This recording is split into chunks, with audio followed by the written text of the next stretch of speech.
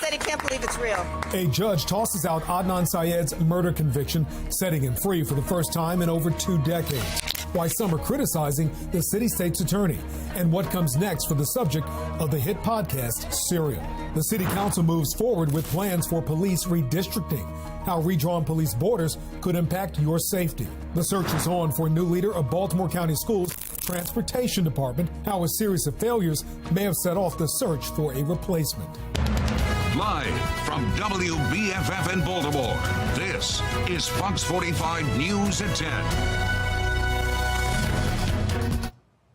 Good evening, I'm Kai Jackson. And I'm Mary Bubala. Our top story tonight is one making national headlines. After more than 2 decades in prison, Adnan Syed is back at home tonight. A swift turnaround in a case made famous by the hit podcast Serial. Fox 45 News found this video posted to Twitter showing Syed at home eating leftovers from the family fridge. Jeff Abel was in the courtroom this afternoon when the judge overturned the murder conviction. He joins us live right now with reaction to the decision and tells us what comes next. Jeff. That's right. This courthouse erupted in cheers earlier this afternoon when the judge vacated Adnan Syed's conviction and ordered his shackles be taken off.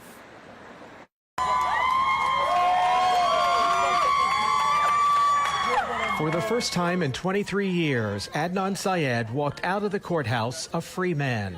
He was 17 when he was convicted of killing his girlfriend and sentenced to life in prison. Now at 41, a judge vacated his conviction and sent Syed home. He said he couldn't believe it's real. Last week, prosecutors asked the judge to vacate his conviction, accusing the state of failing to properly turn over evidence to the defense and raising questions about 2 possible suspects. If that evidence had been disclosed, perhaps Adnan would not have missed his high school graduation. We're not yet declaring Adnan Syed is innocent, but we are declaring that in the interest of fairness and justice, he is entitled to a new trial. The judge gave prosecutors 30 days to decide whether to retry Syed or dismiss the case altogether. In court, the brother of victim Heyman Lee told the judge via Zoom that he feels betrayed by the state's attorney's office. Maryland Attorney General Brian Frosh is disputing allegations that the case was mishandled, writing that neither state's attorney Marilyn Mosby nor anyone from her office bothered to consult with either the assistant state's attorney who prosecuted the case or with anyone in my office regarding these alleged violations. The file in this case was made available, he says, on several occasions to the defense. Do you think he expected this outcome today? No, because we know how the system postpone things. People can change their mind. While prosecutors decide whether to retry this case, Syed is spending his first night at home after 23 years. It's been 23 long years, so it's great to see him coming home. As you know, the case was made famous by the Serial podcast, but its fate could lie in the hands of new DNA tests, which are now being performed on evidence in this case, results which prosecutors are now attempting to expedite. We are live at the courthouse tonight. Jeff Abel, Fox 45 News. Jeff, and the outcome of those results means this case is not necessarily over. We'll have to wait and see. But the case is getting a lot of attention on our social media pages, lots of support for Adnan Syed, along with some criticism of that decision. Let's take a look at some of the comments. Amy says it is about time. Here, great for him and his family. Rui says, man, I'm so happy for Adnan Syed. Bonnie says the timing of this with Mosby is suspect, but if he's truly innocent, then this is overdue. Judy says he did it. Another person says here, another criminal release to commit more crime. That's from Roy. You can join the conversation with us. All right, Kai, thank you. Well, Judge Melissa Finn has handed down some other high-profile decisions. That includes the case of convicted arsonist Luther Trent. Judge Finn accepted a plea deal from Marilyn Mosby's office that released Trent from jail after serving less than 6 months. Trent admitted to trying to burn down his ex-girlfriend's house with her and her roommates inside it. Finn eventually overturned that plea deal. Trent is now back behind bars. In June, police say Austin Davidson killed a Wicomico County Sheriff's deputy.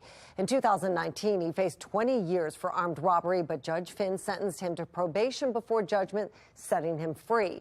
And days after that case, Fox 45 News learned Joseph Black, the man accused of hitting and dragging a police officer with his car, was also out on a plea deal from Finn's courtroom. He has been charged with attempted homicide, but that was pleaded down to handgun charges, setting him free after serving 20 months.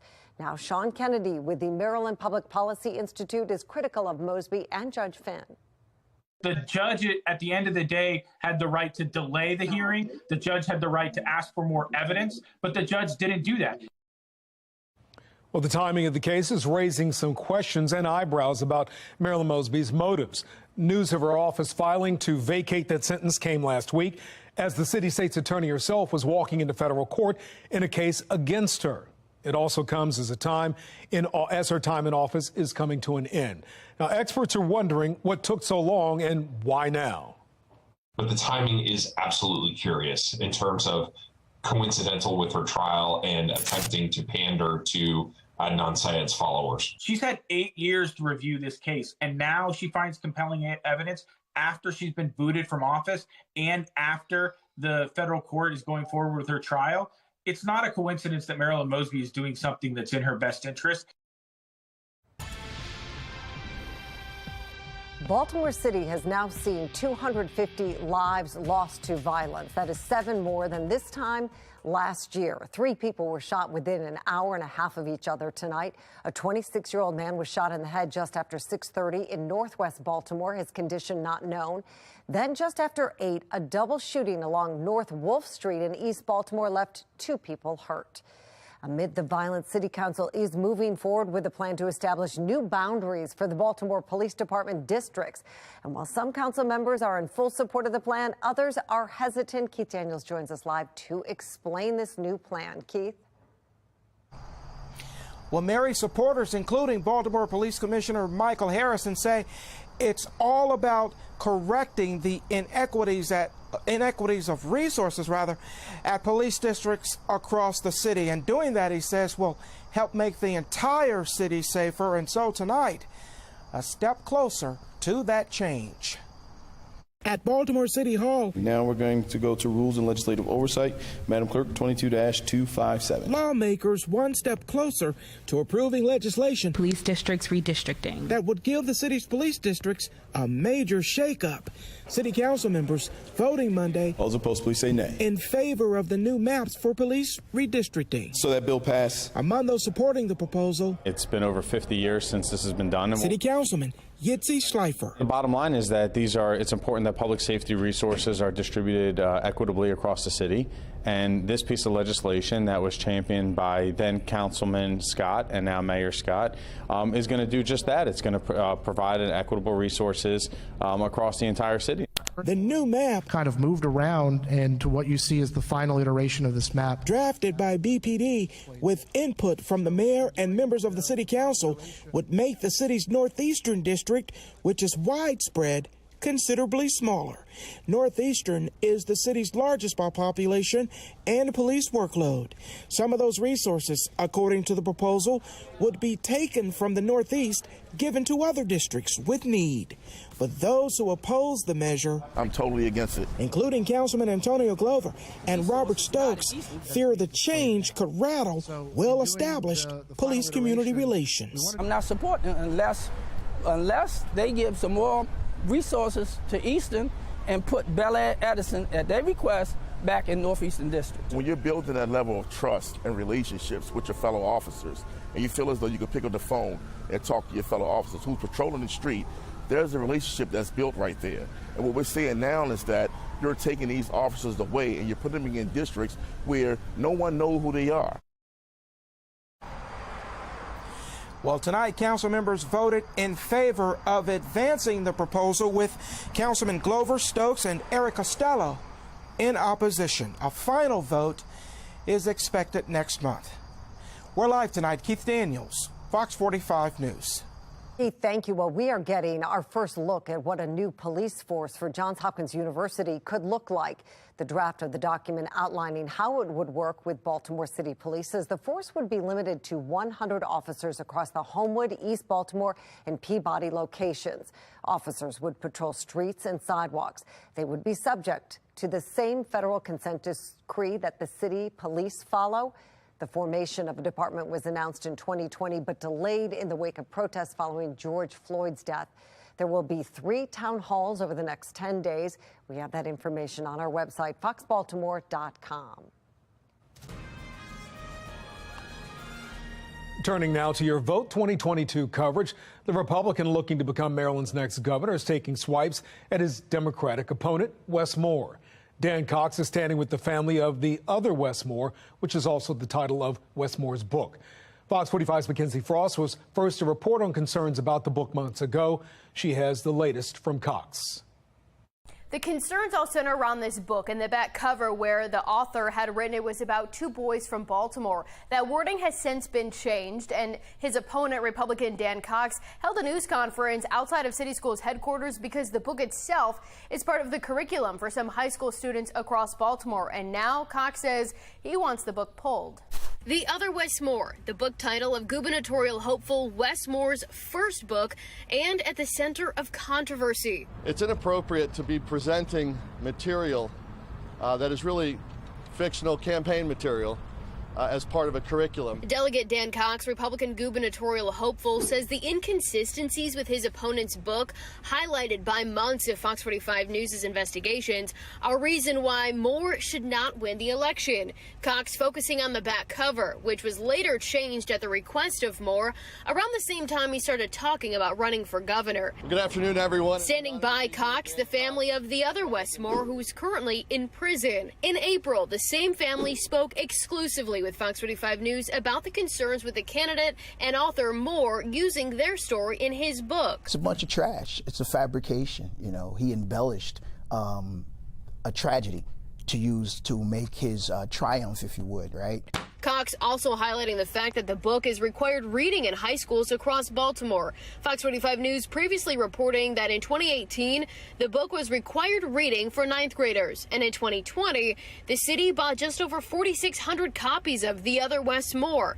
From 2010 to 2019, the city spending more than $15,000 on copies of the book and field trips to see Moore speak in person. When pressed on the issues, Moore says he stands by his stories. I don't think I'd let the narrative continue. Despite the investigations bringing these inconsistencies to light, Moore going on to win the crowded Democratic primary. When asked why he thinks voters will care now, it was a divided primary on the Democratic side. When you see the larger view of Maryland and they hear these issues and they hear the concerns that you've raised and that others have raised, it's going to resonate. Moore maintains the stories about how 2 people could have very different outcomes in their lives. After the event, the Wes Moore campaign issued a statement calling the event really a desperate attempt to distract voters from what they say is happening on the campaign trail. In Baltimore, Mackenzie Frost, Fox 45 News. A new Goucher poll released today shows Wes Moore has about a 20-point lead over Dan Cox. Fox 45 News asked Delegate Cox about that poll today. He says he's not worried about those numbers. Wes Moore responded to the poll in a statement saying his campaign is not taking the results for granted. Still ahead on Fox 45 News at 10 o'clock tonight, Project Baltimore has an update on fights that have broken out on Baltimore County school buses. Also, the search for a new transportation leader. Plus, they're called Porch Pirates, and chances are you've had a package taken or know someone who has. Well, coming up tonight, a man has a solution to the problem. Another warm day coming for tomorrow, but somewhat lesser humidity. Another cold front coming, though, with real autumnal weather. I'll let you know when that gets here. My Weather Authority forecast. The Baltimore Ravens reeling from a stunning collapse in their home opener. Why head coach John Harbaugh isn't as concerned as some fans hitting the panic button.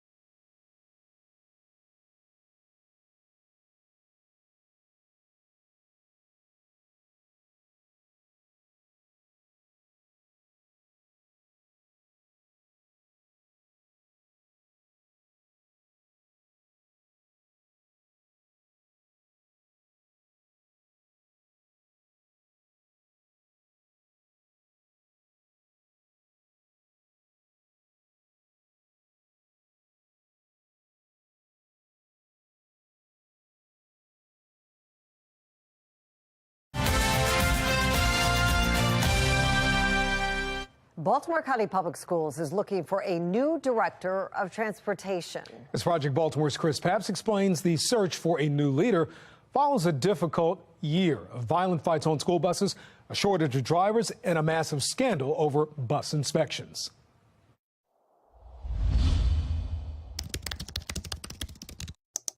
To ensure safe and effective delivery of students to and from their schools. That is how Baltimore County Public Schools describes the job of Director of Transportation, a job that is currently open and one that pays about $161,000 a year. It's also a job where over the past year, the person who had it did not seem to live up to its mission. It's really important that we're responding appropriately to our stakeholders. In August 2019, Dr. Jess Grimm left his job as principal of Chesapeake High School to become the district's new Director of Transportation. 2 years and 10 months later, BCPS started to look for his replacement. In June, the job was posted. As of mid-September, the position is still open. Shortly after Grimm took the job, the COVID pandemic hit, and Baltimore County schools went virtual for an entire year. Buses were not running. When they resumed, the problems began. From bullying to outright fighting. This has been torture, not only to him, but also to myself. He's not safe. He's not safe. Parents came to Project Baltimore with concerns about their children's safety and how the school system handles discipline. The complaints from parents echoed those of former bus driver Alicia Matthews, who told FOX45 in February that student behavior was out of control. Kids were vaping on the bus. A child called me a bitch. The child was really aggressive. Try to charge at me. They done threw water bottles where I'm driving down the street and a water bottle is under my foot, where the kids were hanging outside the bus from the mirrors. Matthews quit her job as a bus driver because of the violence and lack of action from school leaders, who she says were not doing enough to control the students. There's a whole culture, I think, that needs to be changed in Baltimore County Public Schools. The busing issues, including a driver shortage last school year, caught the attention of Baltimore County Council. In June, Councilman David Marks was one of 5 council members who signed a letter asking the school board to search for a new superintendent. The letter cites, in part, ongoing problems with buses. And then there's this. Dr. Grimm, my name is Chris Papps. I'm a reporter with FOX45 News. My name is Chris Papps with FOX45 News. In November of last year, Project Baltimore broke the story that school buses with broken parts were passing inspection and carrying students. That report led the Maryland Department of Transportation to inspect all roughly 800 county buses, finding 145 defects. In April, MDOT issued a list of recommendations to BCPS to better inspect its school buses. One of your mechanics signed it saying the defects had been repaired, sir. They weren't repaired. Why won't you answer this question for parents? 2 months later, the district posted that the Director of Transportation job was available. Baltimore County Schools tells FOX45 News Grimm was transferred to a different position within the district. His title changed to Manager of Business Operations in mid-August. But the school system would not say why Grimm was moved to a different role. I'm Chris Papps, and this is Project Baltimore. All right, it's time for our first forecast tonight. It was like 75 out there tonight when I went for dinner. Very nice. I liked it, Mary, but I'm noticing a slight change in the air. To colder. To colder, yeah. Just a Feels touch. a little different. A touch. A little bit. Just a little bit, right? It is September, mid-September. We don't want to let go. You understand the early that, right? leaves are browning and falling off the trees, Yes, but yes. not color yet. But Okay. you know, some of those early leaves that in August, September, you start seeing some like the oaks. I think. Yes. They start softening a Absolutely. little My whole early. neighborhood is full of leaves. Yeah, It has you're been like, for it's weeks. coming. Yeah. It's coming. Or the And- trees are dying. I don't know. It's One going to or be the coming. other. It's coming. We got the cooler weather that's going to help those leaves to begin to change. That's going to be later on this week when autumn actually arrives. And Mother Nature is going to get with the autumn act as well coming up in a couple of days. We're going to see some temperatures cooling significantly. But for now, Toyota East Utah Harbor Skycam, as Mary was saying, yeah, look at those temperatures, low to mid 70s, clear skies, feeling still a lot like summer. Rain moving to the east and south of us. That is a weather maker. That's a cold front. Now, it's a weak one at that. So tomorrow morning, still mild, 60s rising to the 70s by 10 a.m. But yes, we're going to have a more significant front coming our way. I'm going to let you know when that gets here and how cold it's going to get with that one. My Weather Authority forecast. Like that person that got their medicine stolen, if I can find it, I'll build one for her. A plan to stop porch pirates, how one resident is taking matters into his own hands with a new invention.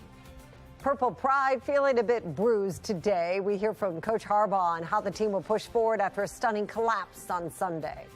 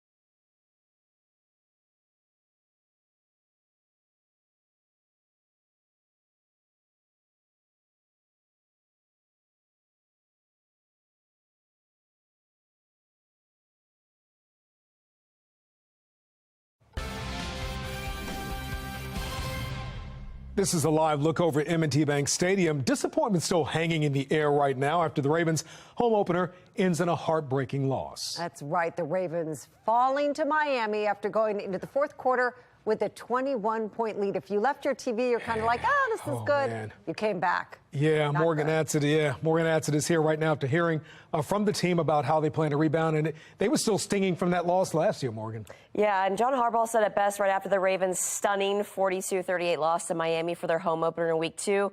I'm summarizing, but they lived it. We'll learn from it, and how they respond moving forward will dictate the rest of the season. They hope so, because the truth is, it is one game out of 17. Now, this was a big one, up 21 the fourth quarter, and you let Tua Tagovailoa shred the Ravens defense through the air. There was no pressure on defense in the second half. Miami scored 5 touchdowns in the final 30 minutes. The secondary got beat by speed and blown coverage in the fourth. For 4 of those, 3 rookies playing had something to do with it on the back end. It simply cannot happen, according to John Harbaugh, because young or not, that was bad, and the roster will not have dramatic turnover. Never has the franchise blown a fourth quarter 21-point lead, and it hasn't happened in the league in 12 years. Those are things that, should never happen. I mean, they're below the line. You know, I did not expect those things to happen in this game. But I also understand that we got some young guys back there. You know, we're throwing guys who are out there for the first time in an NFL game against some fast players, you know, and things are moving fast and the game's on the line. And, you know, that can happen. So, hey, if we had a veteran group back there, I'd be more concerned about it. Thank you, Kai Jackson, for the cough drop. I'm going to pop it before 10:45. Now, Harbaugh was quick not to finger point. Everyone is holding themselves accountable for the coaching staff to the entire roster, even on offense. No fumble at the 1 by Lamar Jackson. Then later on, if they convert at 4th and 1, they, quote, win the game. That's what Harbaugh said. So flush it, move on to week 3, and that is at New England on Sunday. Morgan, thank you. A new development in the case of a Maryland man stabbed to death over a chicken sandwich. How it's moving forward. Is the president's optimism about the economy warranted or off base? I'm Atrell Nashar on Capitol Hill with a look at his prediction of where things are headed.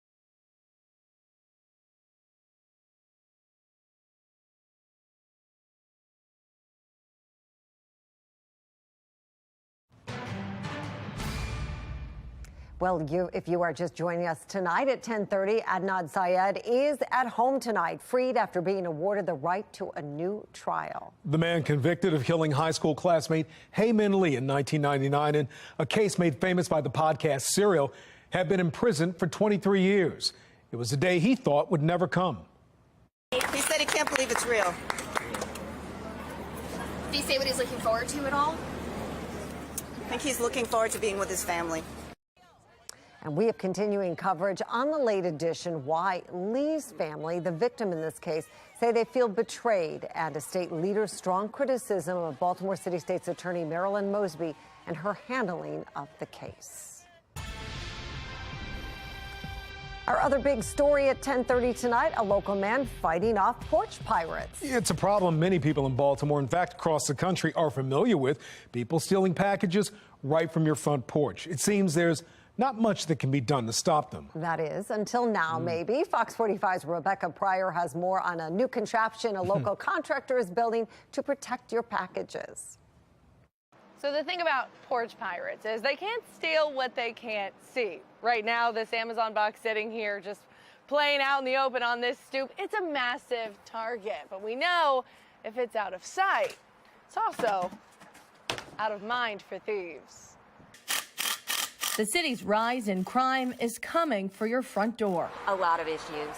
That is, if it hasn't already arrived. We can't leave packages for more than a couple minutes. All across Baltimore, day in and day out, porch pirates have been pilfering packages from people like Allie and Marie. I mean, extremely disheartening and just like frustrating. Who live in a nice part of town just north of Patterson Park. But usually it's you know, clothing, things of that nature that could be $100 to $300 clothing. By the time I get the delivery notification from Amazon that it's out there within, 5-10 minutes or so, come out to the door, it's gone. It's an area they love, but aren't sure they can stay in much longer. When you deal with something like this, it just almost is like, is it time for us to move? To make matters worse, both say investing in Ring doorbell cameras has done little to deter crooks. Mine misses like pretty much every package being taken. But now, a local construction worker is getting to work on a mission to put package thieves out of business. The pirates, I think they can get away with it. Inspired by a story he read on social media. A person got stolen their medicine. Somebody just come and took it. And well, that was what made my heart go soft. Alejandro Espinosa is taking a break from home improvements. So this is a prototype. To create a contraption that he hopes will improve his entire community. I don't have a name yet. I would like to call it anti-theft box or hood-proof box. Here's how it works. The box is guarded with a special lock and latch. So when the package drops down... And then when it drops... The latch comes up. Because this thing is on the way for them to grab it. And no one can open the door without the code. It needs to be secure. It's not just like the plastic or the metal boxes that everyone sees and kind of ignores too. We've seen a couple different options, but this one's just like really sturdy. I'm just focusing on making them tough, like resistant to the elements. Like if someone tries to break on it, they will break their hand before they can break into the box. Allie and Marie say their whole block will benefit from this new lockbox. Even, if our neighbor's out of town, she can utilize it and, we can just grab something for her. And while it is a little pricey, this one cost about $1,000. I can make it affordable to whoever needs it. More than profits, Alejandro just wants to provide Baltimore residents peace of mind. Like that person that got their medicine stolen, if I can find it, I'll build one for her for free. Now again, this is the first lockbox that Alejandro has ever created. They're also completely customizable, so if you want it bigger, you want it smaller, you want it made out of different materials, he can do that for you. If you're interested in buying one yourself, his contact information is in this story on our website at foxbaltimore.com. Reporting in Baltimore, Rebecca Pryor, Fox 45 News.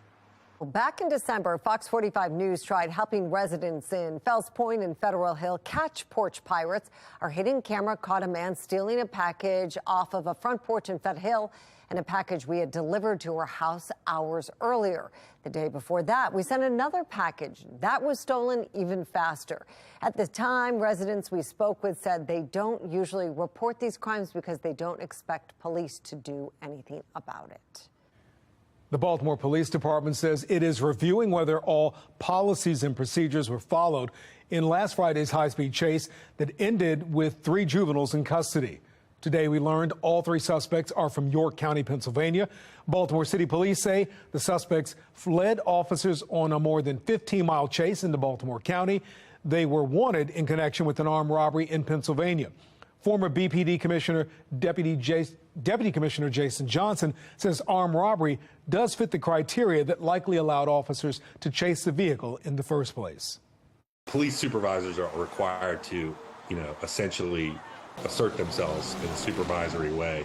to determine, A, does the pursuit meet the criteria for an authorized pursuit? In this case, it looks like it did. And then B, to assert that supervisory oversight to make sure the pursuit is being conducted in a way that's safe to the public and to the individual police officers. Fox 45 News sent questions to the Baltimore Police Department asking for more information on the armed robbery. A spokesperson acknowledged our request but has not yet answered our questions. Baltimore City Council calling for an informational hearing into the coordination between the Baltimore Police Department, school police, and the Baltimore City Sheriff's Office. The council wants to hear from each agency about how they're working together to address the crime crisis in Baltimore and talk about ideas for how the agencies could work together better. Maryland Attorney General Brian Frosh is identifying the victim and officers involved in a deadly police shooting in Arundel County over the weekend. Police say they responded to calls of someone shooting a gun from the woods outside of a house. When the suspect came out of the woods, police say he shot at officers who returned fire, killing him. The suspect has been identified as 48-year-old Anthony Hopkins Sr. The AG also identified 5 officers in the case. You can find their names on our website, foxbaltimore.com. Murdering someone for cutting in line during the Popeyes chicken sandwich craze was just sentenced. That's how police described the situation in November of 2019. Today, 32-year-old Rico McLean was found out he will spend the next 22 years in prison for stabbing and killing 27-year-old Kevin Davis outside an Oxon Hill Popeyes. The prosecutors say the victim's mother addressed her son's killer with grace. Kevin's mother told the defendant today in court that she would pray for him, that she is going to pray every single day for him, and that she hopes that he will be rehabilitated. The story of the stabbing went viral at the time with crowds at Popeyes here and across the nation. We're taking a live look from the White House right now, just south of Baltimore, following some big statements from the president on CBS's 60 Minutes. Now, that includes the president saying the COVID-19 pandemic is over.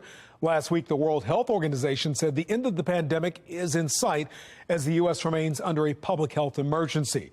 The president also acknowledged the U.S. still has a problem with the virus. Also in that interview, the president detailed what he can do to help prevent a recession. The Federal Reserve is expected to raise interest rates again this week.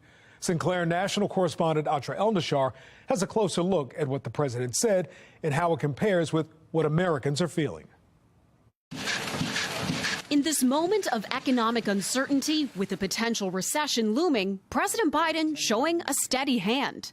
Is the economy going to get worse before it gets better? No. The president's answer comes after the stock market had its worst week in months. Investors spooked by worse than expected inflation data at a new annual rate of 8.3%. Nerves high ahead of action by the Fed later this week, widely expected to roll out another aggressive interest rate hike. A tough call for the central bank either way. Raise rates and risk slowing the economy into recession, or do nothing and allow prices to soar. President Biden describes his role in preventing a recession. Continue to grow the economy. And we're growing the economy. It's growing in a way that it hasn't in years and years. But economic data tells a more complicated story. Gross domestic product has actually had negative growth for 2 consecutive quarters, after 6 straight quarters of rapid growth, which many economists say was unsustainable. 2 areas of consistent growth, jobs and manufacturing. We're growing entire new industries. We're 695, I think it is, or 85,000 new manufacturing jobs just since I become president of the United States. Polls show the economy is a vulnerability for Democrats here on Capitol Hill who are up for re-election. A new NBC survey shows that voters favor Republicans on the issue, but when asked which party they want to control Congress, Democrats and Republicans got equal support. I'm Nancy Mace, and I have had it with crazy inflation. Now it's a 7-week sprint to Election Day. That's from the people who push bad trade deals with China. I vote against them every single time. Each side working to convince voters they're the ones who can restore economic stability, while the Fed fights its own battle against inflation. On Capitol Hill, I'm Atra Elnashar reporting.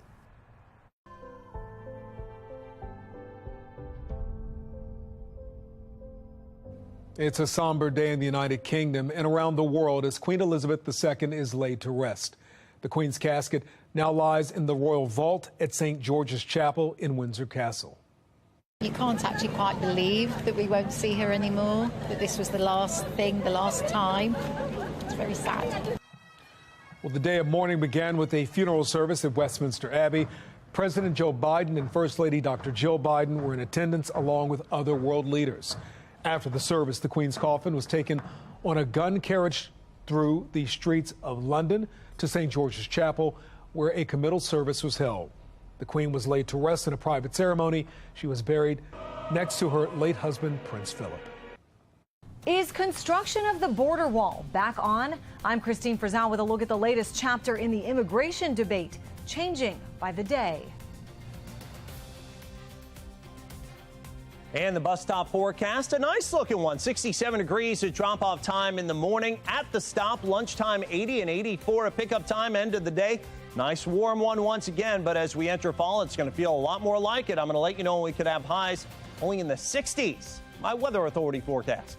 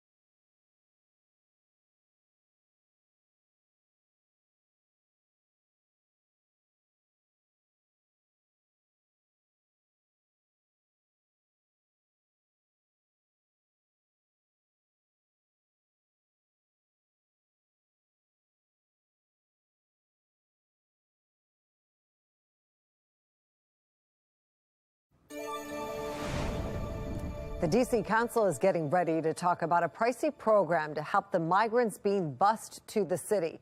Tomorrow, the council will likely approve D.C. Mayor Muriel Bowser's proposal for an Office of Administrative Services. Today, the mayor said D.C.'s homeless system is not set up to deal with the migrants. The new one would be. That has a staffing presence mostly to deal with what has become a chaotic situation of buses coming anytime, anywhere, with people who have been, quite frankly, lied to. Well, now there are new questions about President Biden's immigration policy following reports that construction of the border wall might be resuming along the southern states. National correspondent Christine Frizzell brings us the latest. At border barrier construction sites around the country, some work has continued, including adding metal netting to prevent rocks from falling onto the roads below. But work on expanding the border wall, a signature policy under President Donald Trump, was mostly halted due to an executive order President Biden signed his first day in office. The state of the nation today is no time to waste. Get to work immediately. But new reports detail how construction in some areas is getting ready to resume. U.S. Customs and Border Protection so far providing few details about where and when. Would you support the idea of construction picking back up? I take all my advice from the Border Patrol, and they tell me that, yes, physical barriers do play a very important role in some hard-to-control areas. But Senator John Cornyn and others point to what the Biden administration is not doing to deal with record numbers of migrants arriving each and every day. That increase prompting some governors to transport migrants away to big cities and small towns like Martha's Vineyard. He didn't scramble to get his cabinet together when we had millions of people illegally pouring across the southern border. It's only when you have 50 illegal aliens end up in a very wealthy, rich sanctuary enclave that he decides to scramble on this. Local leaders there now fighting back, calling on the Department of Justice to investigate Governor DeSantis for interference in the immigration process and possible human trafficking. When you speak to these Venezuelan immigrants, they describe being kidnapped, right? That needs to be investigated. All of these individuals were not in violation of federal law. They had claimed asylum. They had all received alien numbers and various degrees of processing. The prospect of the border wall back on, raising new questions about the next chapter of the immigration debate. In Washington, I'm Christine Frizzau. The governor of Puerto Rico says they are still in the initial stages of responding to Hurricane Fiona. We're not there yet. The hurricane slammed the island Sunday, knocking out power. Authorities say one man died after being swept away by the floodwaters. Another man died trying to fill his generator while it was running. The governor says it could be days before electricity is fully restored. The storm is expected to dump another foot of rain. National Guard troops have rescued more than 900 people. Well, Chief Meteorologist Jonathan Myers has been keeping an eye on Fiona. He joins us live with the latest path of the storm. Jonathan? Yeah, Mary, some folks have already seen 2 to 3 feet of rain there and another foot to 2 feet of rain possible. And actually, you can see beside us here, that is an article that I just wrote this evening on Hurricane Fiona, its impacts on Puerto Rico, impacts on the Dominican Republic, and where it eventually is going to be going. So just go to our website, foxbaltimore.com, and you can find it there. I'm just freshly now putting a new update on this as new coordinates come in on Hurricane Fiona.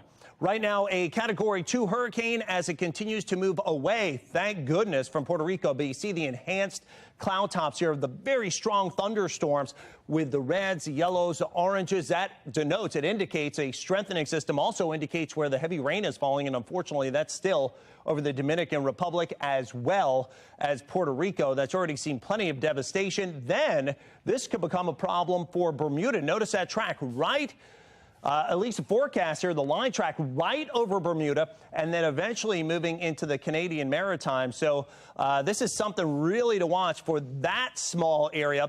Any little adjustments could take it away to, or away from, I should say, or closer to Bermuda, since it's such a small target there in the Atlantic. But nonetheless, right now, most computer models do kind of draw it right over that island, and then eventually up into the Canadian Maritimes of eastern Canada. Now, with it being so far away from the United States, all we expect is maybe some swells the middle and end portion of the week along the East Coast. But again, it's something that we're going to watch closely. HD radar, you see the rain, the thunderstorms to our north. There are showers and storms to our south. And what that's actually with is a cold front. That's our latest weather maker. Now, the showers and storms with that kind of splitting around us because that front, as it gets closer, is diminishing in strength. There is some drier air behind it, so somewhat less humid air coming for tomorrow. You felt a little muggy today with that high at 87. Well, it'll feel a little better tomorrow, but still 80s. And Wednesday also likely still going to have 80s around. Now, on Thursday, Thursday morning, likely a stronger cold front comes through, and that is going to mean business. That means temperatures maybe only in the 60s by the end of this week. Some of the coolest air that we've seen since last spring. Right now, 70 degrees. It's got that summery feel. Toyota East Unit Harbor Skycam shows a little bit of haze with those clear skies. Winds out of the west at 3 miles an hour.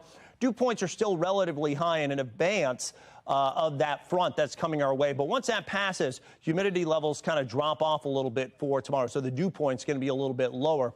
Temperatures in the 60s, 70s right now, probably falling to the low to mid 60s for tonight. Notice a big heat bubble across the mid portion of the United States, Great Plains, Midwest, Mississippi Valley. We're on the edge of that. So I think we're still going to stay warm for tomorrow and Wednesday till we finally shunt out that extremely above average air, that 5 to 10 degree above average air. Notice for tomorrow, starting off in the 60s, but by afternoon through the 70s. Good outdoor lunch day here with lots of sun. And then by about 5 p.m., if you have the outdoor pool still open in the backyard, good time to use it. We'll be at 83 here in Baltimore, 80 degrees at Cockeysville, 82 at Columbia. 64 tonight, skies clearing out. Tomorrow, 84, sunshine and less humid than today. Still a little less humid on Wednesday with a high 86. Showers develop, I think, Wednesday night late into Thursday morning. Fall begins on Thursday, 9:04 p.m. It'll start feeling like it with clearing skies later in the day, a high 78. That's when we could have 60s on Friday. High 70s, what I'm going with, lows in the 40s, and a gradual warm up into the first weekend of autumn. Jonathan, thank you. As we continue to track Hurricane Fiona and its impact on Puerto Rico, how Maryland first responders are helping with relief. And Baltimore tonight has reached 250 lives lost to violence. The push from the police department to reassign their resources and the push back from City Hall.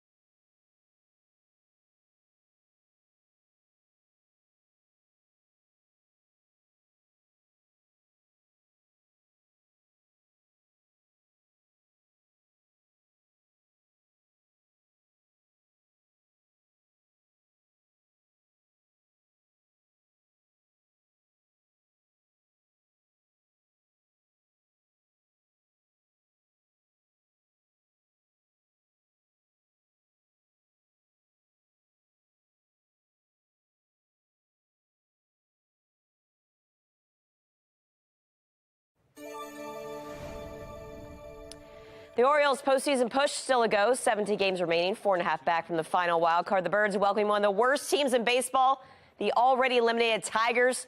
But their starting pitching has some struggles. Tyler Wells was doing well, down 1-0 in the fourth. 2 straight walks, one of those bases loaded, walked in a run, 2-0.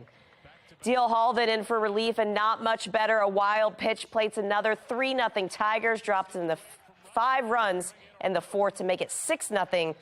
Didn't help either that the O's bats waited until the 7th for their first hit. Ryan McKenna even had to pitch. O's crushed 11-0. Now, I know what you're thinking, this graphic behind me, like I didn't do a very good job making it, but it shows something they need to see. These 3 images, all Ravens rookies in the secondary, who John Harbaugh didn't call out by name, but they played the most snaps against the Dolphins and were beat badly in the 4th. Big plays for touchdowns, Harbaugh says cannot happen. Tyreek Hill got safety Kyle Hamilton out of position a few times. Jalen Waddle got them all. That's Demarion Williams. And then this last one, it's not even in frame because that was the separation between Hill and Jalen Armour Davis. Busted coverage that gave up huge plays, but John Harbaugh said it's all fixable because these guys are rookies. It's not like the end of the world. I mean, these are not complicated things. You know, these are all things that have been coached and are in the system, and everybody knows it after it happens. Oh, that's right. I've got to get that right. But in the heat of battle, when those routes are running up on you really fast and things are flashing in front of your eyes, that's what football is. That's what makes it so tough. It's not easy. It's not lines on a paper. What's not fixable? Season-ending injuries. The Ravens suffered another on defense. Outside linebacker Steven Means, the veteran, tore his Achilles against Miami. He is done for the season. Morgan, thank you. Ahead on the late edition, reaction tonight after Adnan Syed's conviction is overturned, with the state's top prosecutors saying Marilyn Mosby's office got wrong. And what issues are on the minds of Maryland voters as we near the November election? A new Goucher poll shares some insight.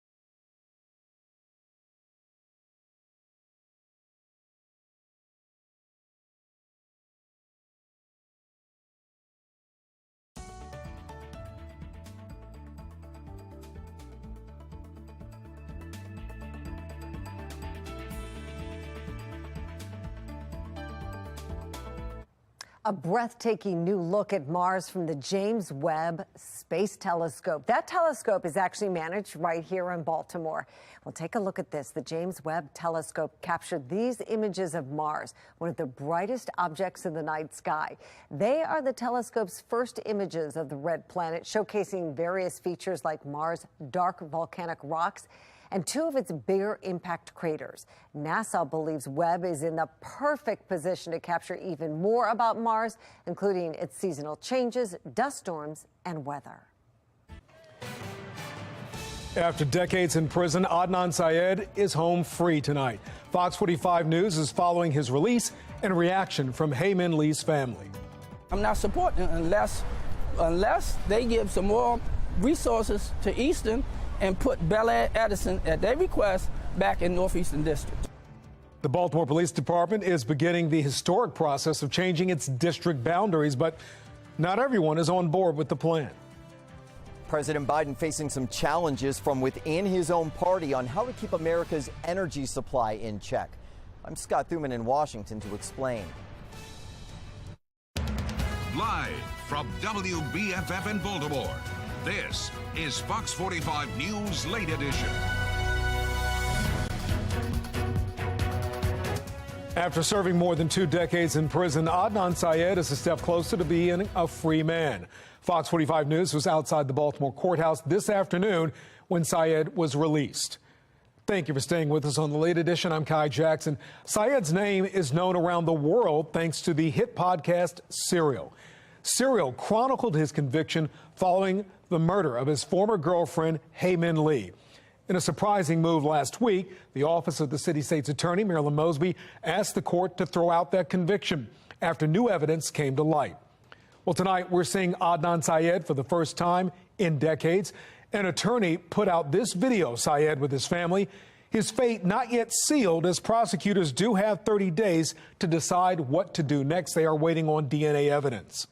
Right now, though, not everyone is celebrating his release. That includes the family of Hae Min Lee, who in a statement said they're disappointed.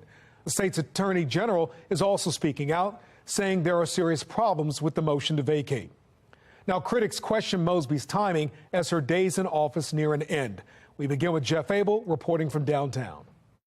This courthouse erupted in cheers today when a judge vacated Adnan Syed's conviction and ordered his shackles be taken off.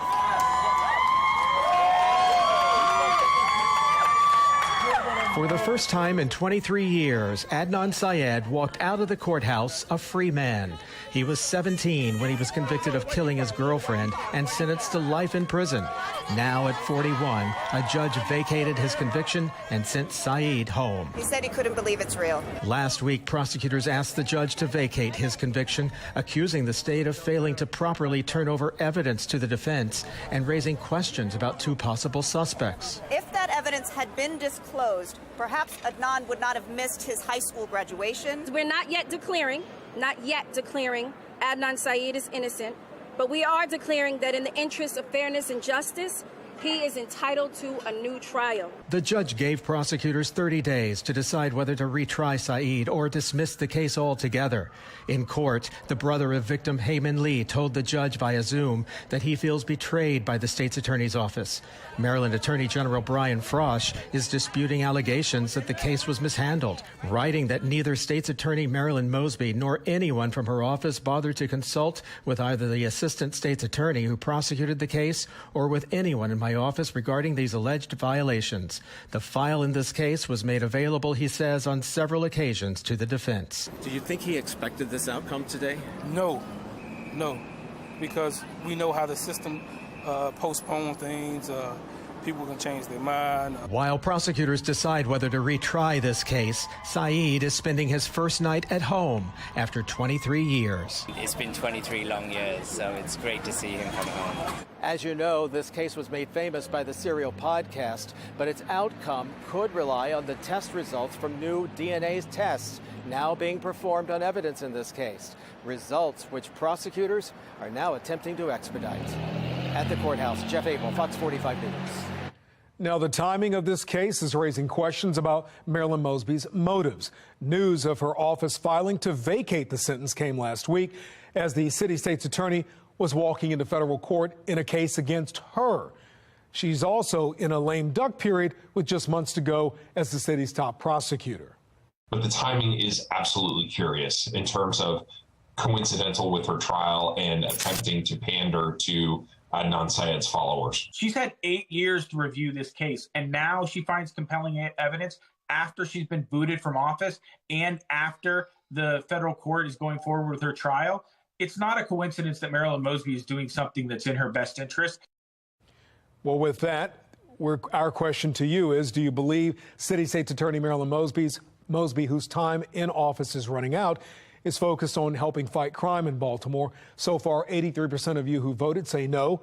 You can go to foxbaltimore.com/vote to weigh in. 250 people have been killed in Baltimore this year. That is 7 more than this time last year.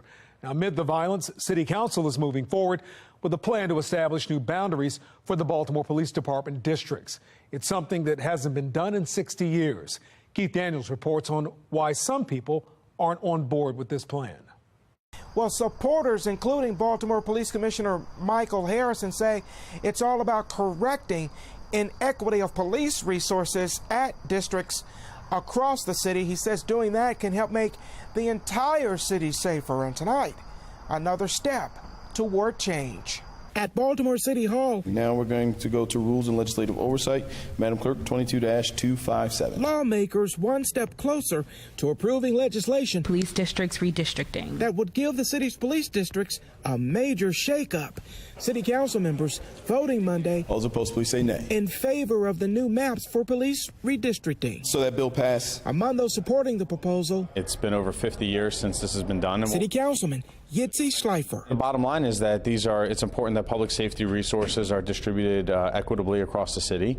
And this piece of legislation that was championed by then Councilman Scott and now Mayor Scott is going to do just that. It's going to provide an equitable resources across the entire city. The new map kind of moved around, and what you see is the final iteration of this map. Drafted by BPD with input from the mayor and members of the city council would make the city's northeastern district, which is widespread, considerably smaller. Northeastern is the city's largest by population and police workload. Some of those resources, according to the proposal, would be taken from the Northeast, given to other districts with need. But those who oppose the measure, I'm totally against it, including Councilman Antonio Glover and Robert Stokes, fear the change could rattle well-established police community relations. I'm not supporting it unless they give some more resources to Eastern and put Bel Air Edison at their request back in Northeastern District. When you're building that level of trust and relationships with your fellow officers, and you feel as though you can pick up the phone and talk to your fellow officers who's patrolling the street, there's a relationship that's built right there. And what we're saying now is that you're taking these officers away and you're putting them in districts where no one knows who they are. Well, tonight, council members voted in favor of advancing the proposal, with Councilman Glover, Stokes, and Eric Costello in opposition. A final vote is expected next month. Reporting tonight, Keith Daniels, Fox 45 News. If the elections were held today, who will voters choose as governor? The new Goucher poll shed some light. Puerto Rico devastated by another hurricane.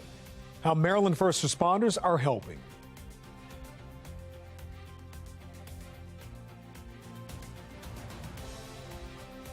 And if you're planning ahead for your Tuesday, great looking day. Starts in the 60s, ends in the 80s. Nice, above average. But we got some autumnal air coming. I'm going to let you know when it's going to feel a lot more like fall, just in time for fall. In my Weather Authority forecast.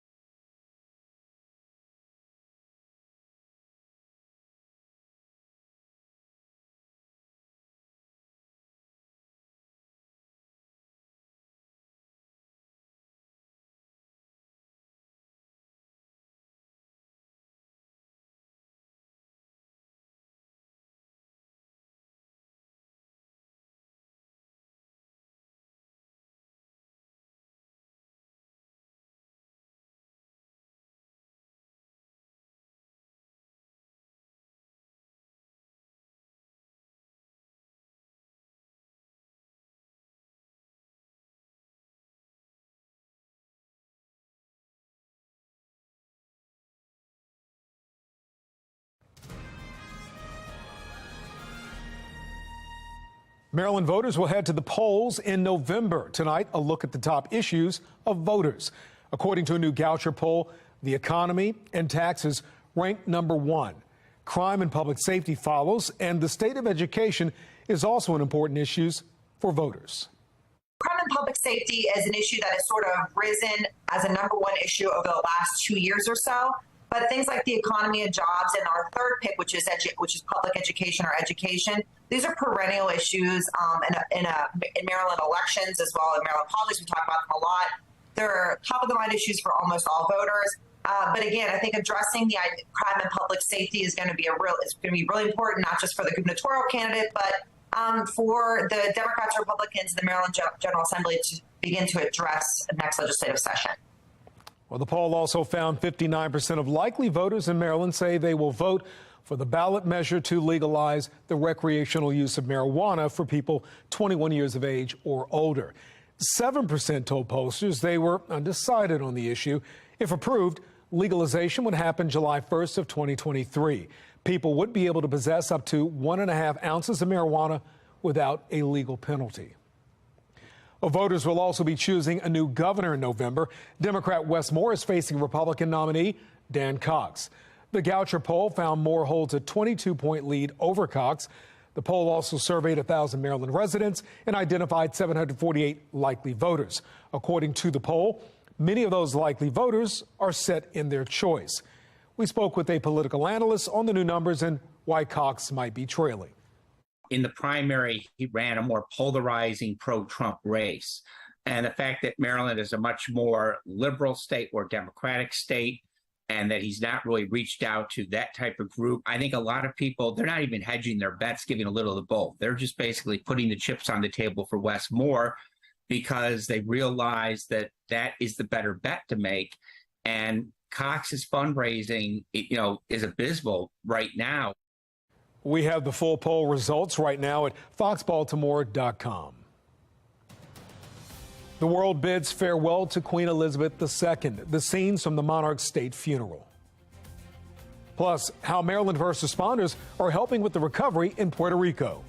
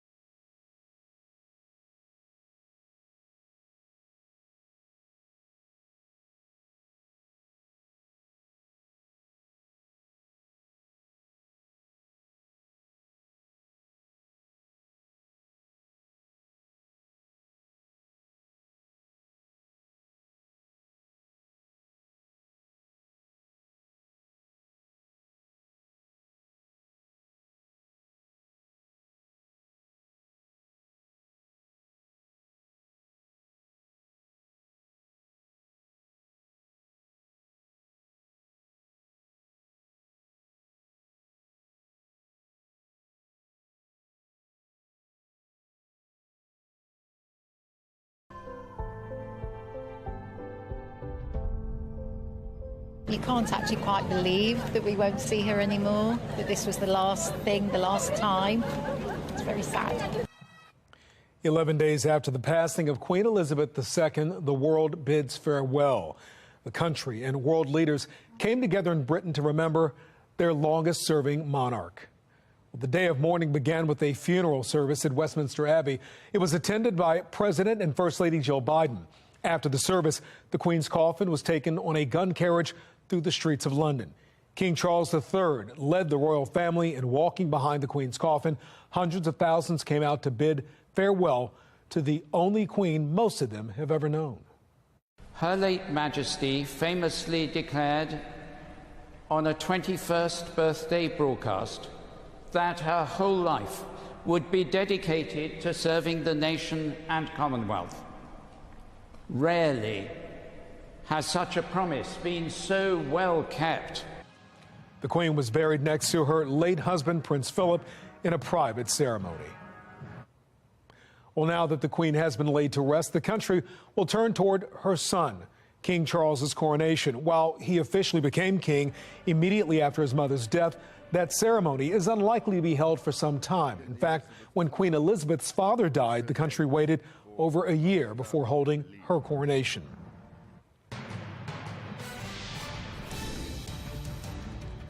Officials in Puerto Rico are assessing the damage and working to get the power back on after a major hurricane hit, which is Fiona. Now, that storm made landfall yesterday, packing 90-mile-per-hour winds, knocking out power to the entire island. More than 3 million people are affected. Record flooding is being reported, with the governor of Puerto Rico calling the damage catastrophic. Unfortunately so, I have to say that the hurricane and now the storm, the related storm, has covered the whole island. Well, at least 1,300 people slept in shelters last night, bringing back memories of Hurricane Maria, which, if you remember, devastated the island 5 years ago this week. Well, some Maryland first responders will be leaving tomorrow to help out with rescue efforts in Puerto Rico. Maryland Task Force 1 is a FEMA search and rescue team made up of some 35 local firefighters and civilians. That team was expected to leave over the weekend, but Puerto Rico is still getting hit pretty hard by Fiona's outer band, so they had to kind of adjust their schedule. Chief Meteorologist Jonathan Myers is tracking Fiona right now. So, Jonathan, what's next? Yeah, and actually, if you want to know what's next, Kai, I've got a brand new article just sitting right here beside us. That's on our website, foxbaltimore.com. Tells you all about Fiona, what it's done. It's got some just riveting pictures of what's happened here in the Dominican Republic as well as in Puerto Rico. And now Bermuda potentially may have to deal with this as well after this putting down anywhere between 20 and 30 inches. That's like 2 to 3 feet of rain over portions of Puerto Rico. And you can see from these red and yellow cloud tops, it is not done yet. I mean, we've removed roofs, destroyed structures, destroyed homes, extensive flash flooding, taken out the entire grid for a time of Puerto Rico, the entire power grid here, just like what happened with Maria. And this is a far weaker storm than Maria was. So really just uncanny damage. And now a Category 2 hurricane moving away from the Caribbean finally, but potentially as a Category 3 or Category 4. That's what the National Hurricane Center is saying.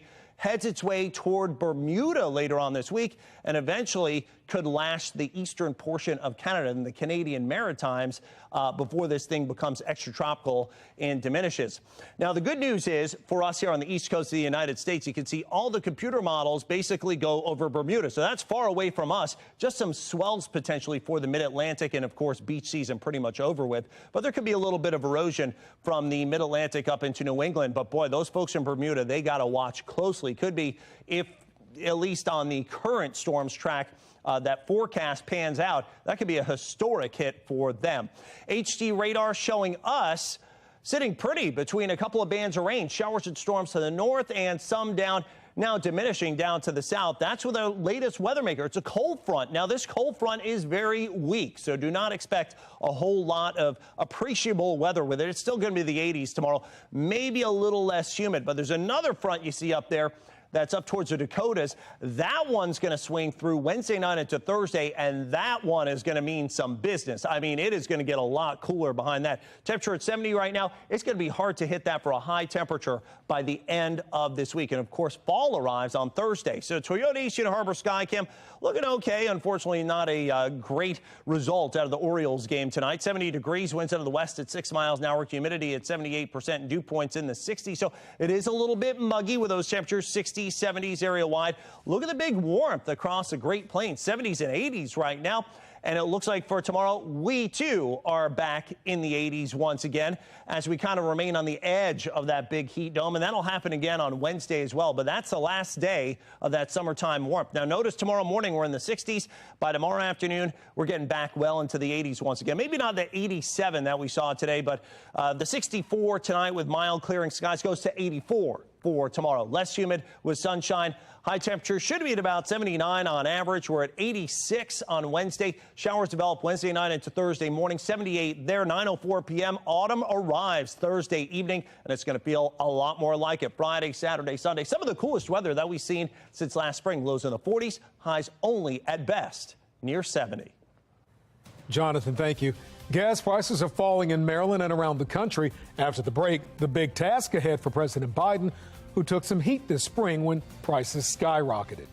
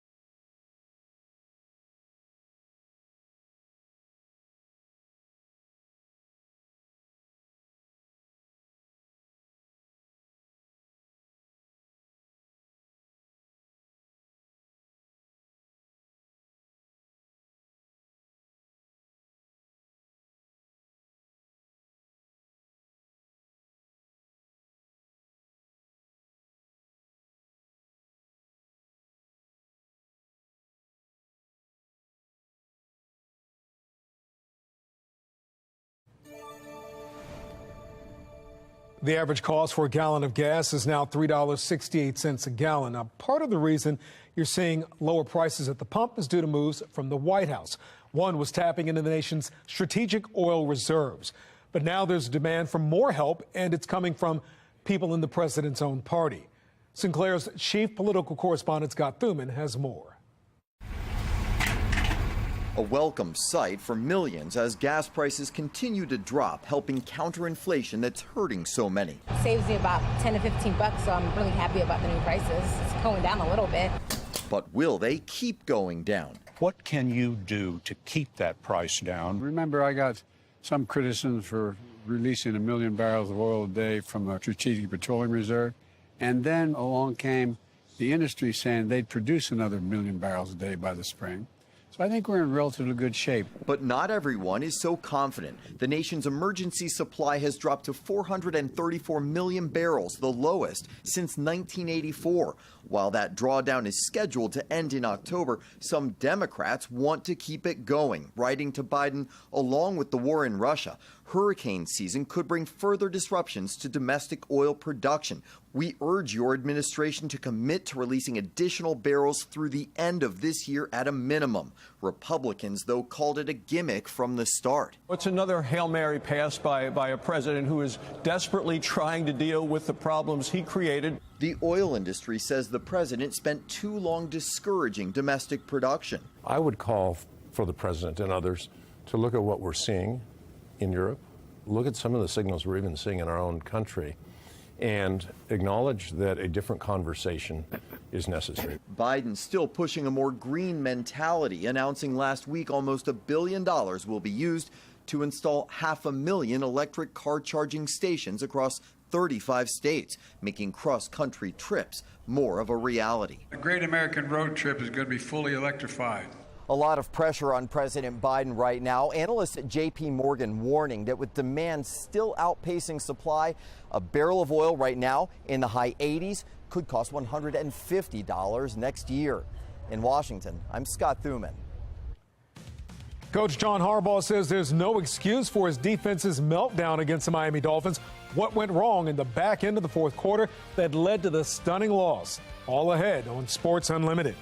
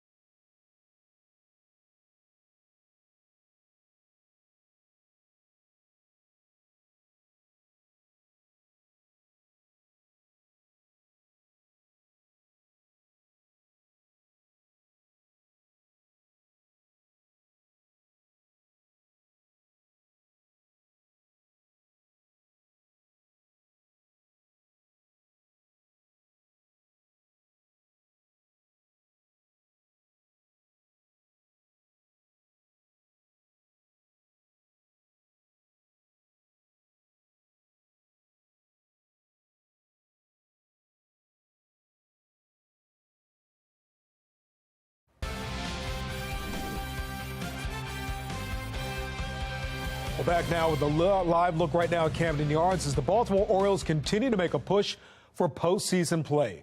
Morgan Adson is here right now with this story and much more in Sports Unlimited. Hi, Morgan. Didn't go well, Kai. Now time is running out, but the O's still have a fighting chance for that final American League wild card. 17 games left, 5 series, 3 of those at home. The last 3 games are against the Blue Jays. The Orioles' postseason push still a go. 4.5 back from the wild card. The Birds playing one of the worst teams in baseball, already eliminated. Detroit struggles, though, by the Birds' arms. First up starter Tyler Wells, 2 straight walks in the fourth. This one with the bases loaded, walks in a run, 2-0 Tigers. DL Hall was in for relief, not much better. A wild pitch plates another to make it 3-0 Tigers, who scored 5 in the fourth, went up 6-0. Didn't help either that the O's bats wait until the 7th for their first hit. Ryan McKenna even had to pitch. That's how bad it was. O's crushed 11-0. Never have the Ravens been blown out with a 21-point fourth quarter lead blown one, nor has it happened in the last 12 years in the NFL. But that all changed yesterday in week 2 during the Ravens' home opener loss to Miami, a stunning 42-38 loss after that blown 21-point lead. The Ravens had a 3-touchdown lead in the fourth. Miami only led for 14 seconds. And now here the Ravens are on Monday trying to make sense of something that should not happen, but did, in large part thanks to a defense that couldn't generate pressure and played 3 rookies in the secondary that resulted in blown coverage and big-time mistakes. It's basic fundamental stuff that we work on all the time. Easier said than done, but got to be done. So we'll work on those things, and we're not blaming anybody. We just got to keep working and get better at that stuff. Sometimes lessons are learned the hard way. I don't know how many times in national football you come out there with a bunch of young guys and all of a sudden they're doing everything perfectly right. And when you get challenged with really good players, in critical situations, it goes bad and it's painful. It hurts, but you know what? You remember those lessons. This will help the Ravens in the lack of pass rush development. Veteran outside linebacker Steven Means is done for the season. He tore his Achilles against Miami in his first snap of the game. This leaves only Justin Houston and Odafe Away as healthy outside linebackers on the Ravens 53. They also place undrafted rookie linebacker Josh Ross on the IR.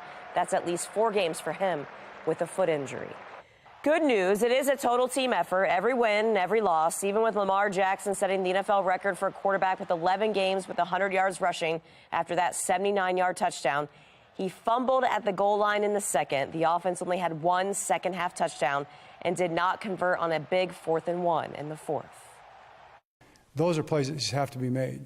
If they're made, we win the game.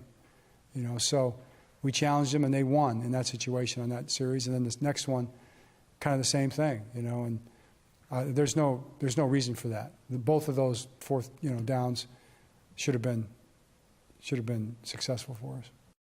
One thing that can help this Ravens